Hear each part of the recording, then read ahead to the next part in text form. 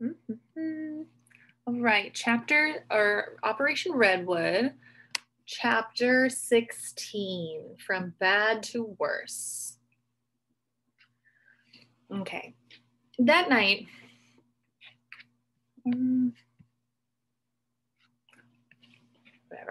That night, Julian was informed that Sibley would be home for dinner and therefore he would not be eating in his room.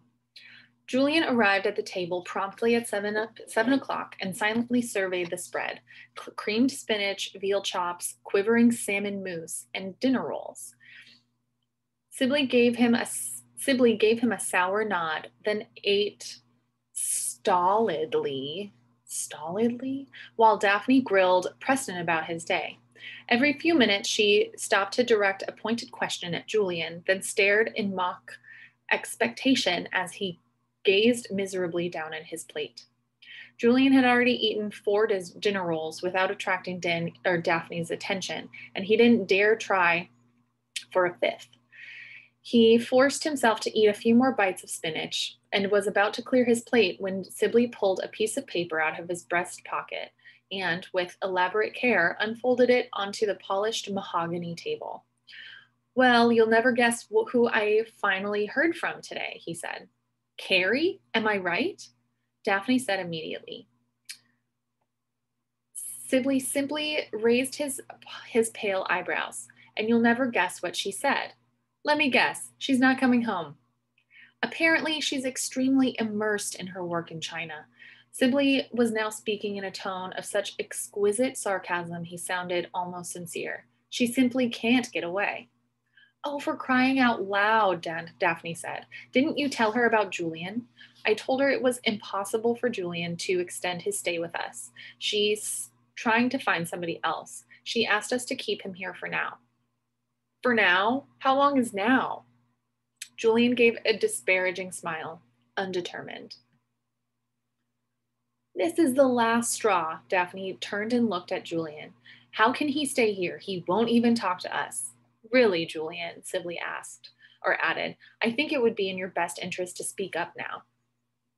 Julian stared mutely at the candles. He knew how his mom was when she was absorbed in something new. Nothing else could get her attention. Not her meals, not her friends, not anything. Still, it hadn't occurred to him that he would be stuck with Sibley indefinitely. It hadn't occurred to him that she wouldn't come home.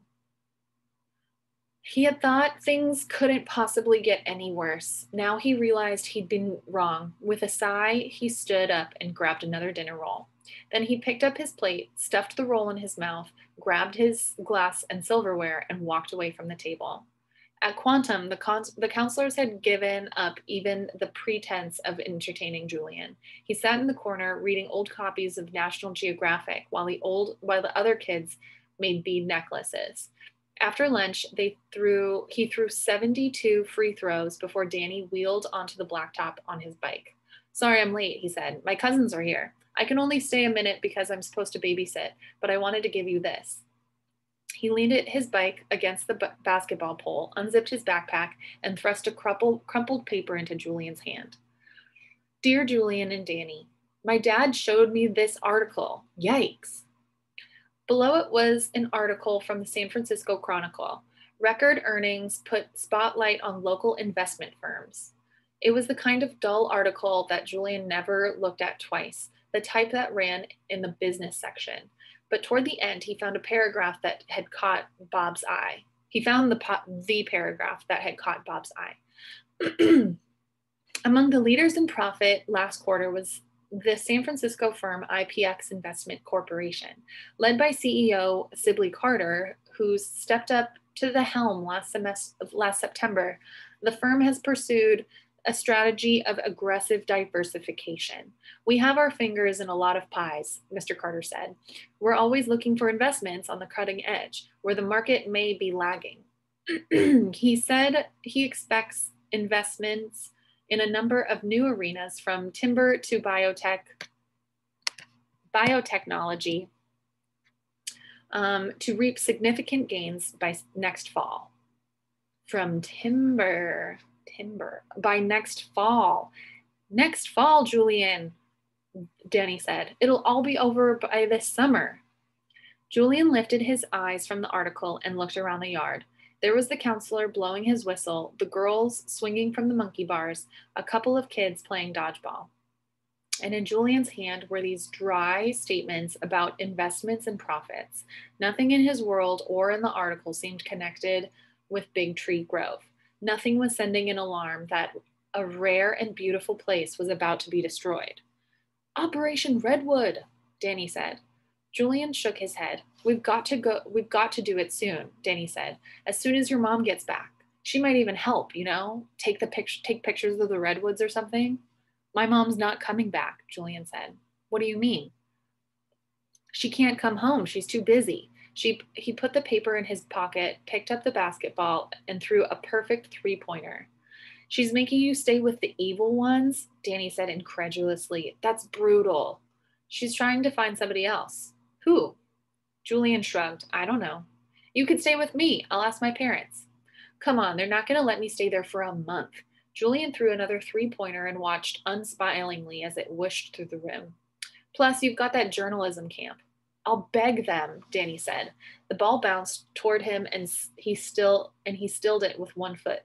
Even if I could stay with you, we're never going to get to Robin's, Julian said. Her dad hates me now. He's never going to let me come back.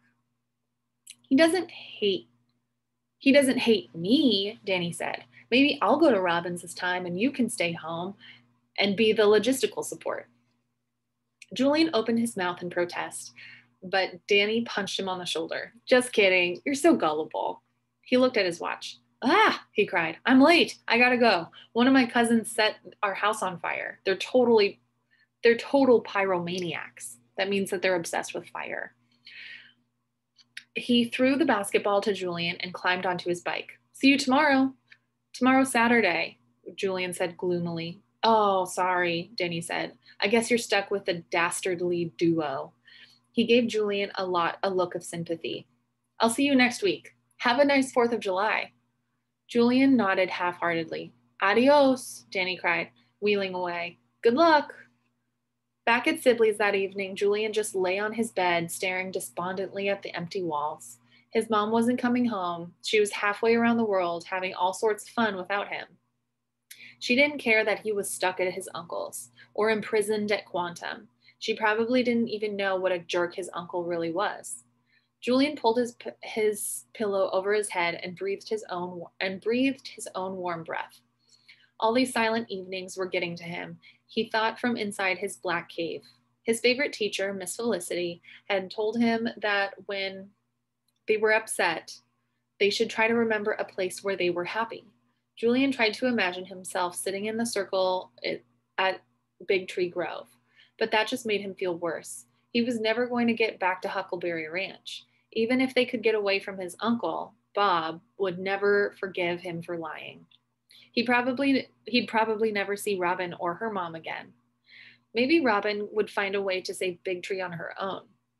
or was it too late already? He could picture Robin hiding in the forest, watching the giant redwoods crash down before her eyes. When he heard a muffled knock on the door, Julian didn't even have the energy to lift the pillow from his head. He wondered dimly if he was getting enough oxygen. Hey, Julian, Preston's voice pierced through the haze. Are you sleeping? No, Julian said, blinking in the light. You better get out of here. You're going to get in trouble. Preston closed the door. What's the matter? He said. Are you sick? Julian pulled himself up on his elbow. I'm okay. I'm just, I don't know, a little down. How come? Preston's blue eyes were wide beneath the arcs of his pale eyebrows. So sweet. Preston's so sweet. Julian had to concentrate to remember what had triggered his cloud of gloom.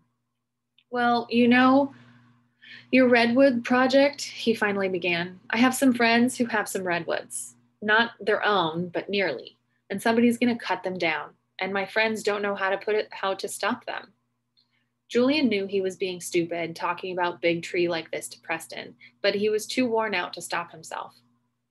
Preston nodded. They don't have $1 million, he said with a knowing air. Julian couldn't help laughing. That's right, they don't have $1 million, and neither do I. Some people do, though, Preston said. Some people are really rich. Maybe you shouldn't tell your parents about this, Julian said quickly. It's kind of a secret. Preston looked surprised. Oh, not them, he said. They're not rich. But his voice was cut short when the door swung open. Daphne stood glaring at them, her arms crossed. Preston, go to your room, she said in her frostiest tone. Julian, come downstairs. There's someone to see you. Ooh, who is it?